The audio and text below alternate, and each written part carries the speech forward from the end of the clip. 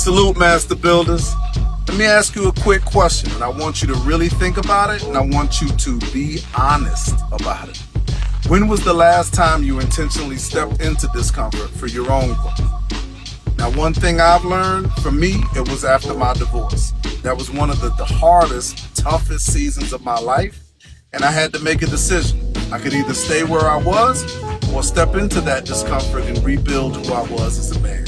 And I'm telling you right now, growth does not live where you're comfortable. It lives on the other side of it. So here's my other question to you. What's one step, one uncomfortable step that you could take and you know you need to take it today? Drop it all in the comments, and I want you to like, share, comment, really engage with these posts so we can help other brothers. I appreciate y'all, and I'll see you on the next one.